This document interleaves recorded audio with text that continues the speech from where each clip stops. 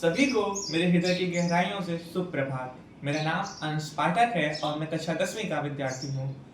आज आप सभी के समक्ष मैं महान छायावाद युग के कवि जयशंकर प्रसाद की रचना आत्मकथ्य के आधार पर एक कहानी का संस्मरण करने जा रहा हूँ, जो कि उनके ही आत्मकथ्य पे आधारित है। लेखक ने अपनी आत्मकथ्य रचना में अपने दुखों को न बताने के अनेक तर्क दिए हैं। मेरी इस रचना का शीर्षक है मैं और मेरा सत्य। कवि कहना चाहते हैं कि मेरे मन के कोने में कुछ शब्द छिपे थे। मेरे मन के कोने में कुछ शब्द छिपे थे। शब्दों से डरता मौन में मैं लिपटा था। अचानक एक दिन कलम उठे और कागज मुस्कुराए। और उस दिन शब्दों को मेरे हृदय ने गाए। मेरे अंतर मन के नीरो वन में विचारों की अनेकों लहरें उत्पन्न होती रहती हैं। इन लहरों में से कुछ लहरें स्पर्श से मधुर होती हैं तो कुछ वज्र से तीव्र होती हैं, और इन्हीं विचारों की लहरों के मध्य में स्वयं को ढूंढता रहता हूँ। एक ऐसा मैं जो इन शब्दों से परे है पर इन्हीं के मध्य अपने अस्तित्व को पाता है। कभी कभी मुझे ऐसा लगता है कि मेरा जीवन एक सत्य है।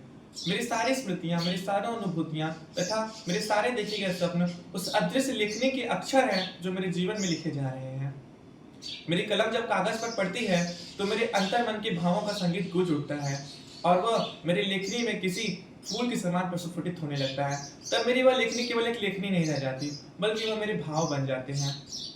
मैं इस दुनिया को उन सब लोगों की तरह नहीं देखता जैसे सब लोग देखते हैं, सब कवि देखते हैं और सिर्फ इसकी खूबसूरतियां बताते हैं, बल्कि मैं इस दुनिया को उस तरीके से देखता हूँ जिसे मेरी अंतरात्मा ने महसूस किया, जिसे मेरे कवि ने महसूस किया। वह दुनिया, वह समाज, वह लोग जो लोगों की दुर्बलताओं, लोगों की कमजोरी पर व्यंग कसते हैं, पर मजाक उड़ाते हैं, उनका उपहास करते हैं, मैं उस दुनिया को देखता हूँ। मेरे इस सत्य में मेरा साहस भी है, मेरा संघर्ष भी, मेरा सुख भी है, मेरा दुख भी। कहीं कहीं तो मेरे सत्य में मेरे हृदय की असीम पीड़ा है, तो कहीं इसमें मेरे भविष्य की आशा की वो छोटी सी किरण जिसे मैं कभी कभी देखा करता हूँ। कुछ ऐसे ही किरण मेरे कवि ने भी देखी थी, पर जो उनके आलिंगन में आने से पूर्व हुई बुझ गई। वो खुशी की छोटी सी किरण जो उन्हें प्राप्त न हो सकी। जब मेरे शब्द मेरे अंदर की संवेदना को जगाते हैं तो मैं अपने अंदर के कवि को पहचानता हूँ। एक ऐसा कवि जो न केवल सुंदरता को खोजता है बल्कि अपने अंदर के सत्य की ज्योति तथा करुणा की ज्योति को खोजता है। कहीं कहीं मेरे शब्दों में मेरा बचपना झलकता है तो कहीं उसके अर्थों में मेरा भविष्य दिखता है। कभी कभी मेरे शब्द इस समाज की सच्चाइयों को बतला जाते हैं तो कभी मेरे अंदर की संवेदना को तोल जाते हैं।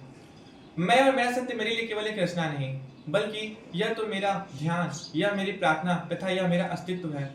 मैं जब भी अपनी इस रचना में मेरे सत्य को पढ़ता हूँ तो मुझे ऐसा लगता है कि इसे मैंने नहीं लिखा।